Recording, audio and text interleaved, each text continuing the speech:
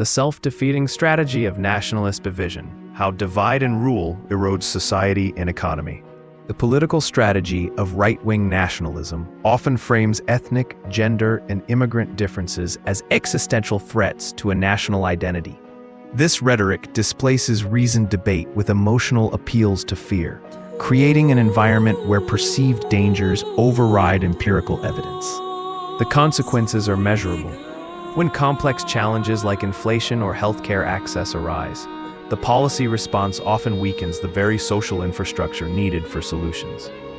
Cuts to social programs and the community voluntary sector may be packaged as economic pragmatism, but they systematically erode the micro-level support systems that constitute a resilient civil society.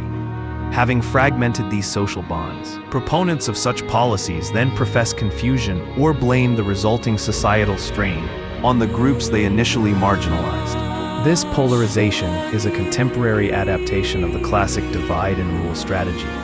Colonial powers historically manufactured ethnic and social divisions to maintain control and facilitate economic extraction. These institutionalized divisions became the basis for systemic discrimination, cementing the disadvantage of targeted groups. Today, a similar pattern is at play.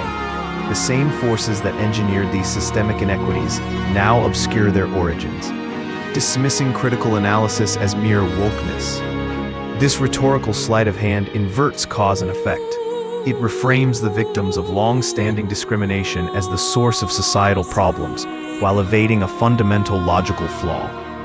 How can a group not be disadvantaged after being systematically targeted? The cycle is self-justifying. First, structure society to create disadvantage based on identity. Then, cite that resulting disadvantage as evidence of inherent inferiority, thereby erasing the history of structural violence. This cycle is sustained by a concentration of cultural, economic, and technological capital, which extends to media narratives. The most potent demonstration of this power is convincing segments of the economically disadvantaged to vote against their own material interests, thereby perpetuating the very system that creates their disadvantage. We can see this dynamic in action during economic downturns. For instance, when a country experiences skilled emigration, a nationalist government may scapegoat immigrants rather than address the root causes, such as uncompetitive wages that drive native-born workers abroad. This creates a vicious cycle. Policies that foster discrimination and stagnation encourage more people, including skilled immigrants, to leave, further crippling the economy. The government's rhetoric, which positions real citizens against immigrants, is not just racially divisive, but economically self-defeating, demonstrating how a politics rooted in exclusion ultimately fails on its own pragmatic terms.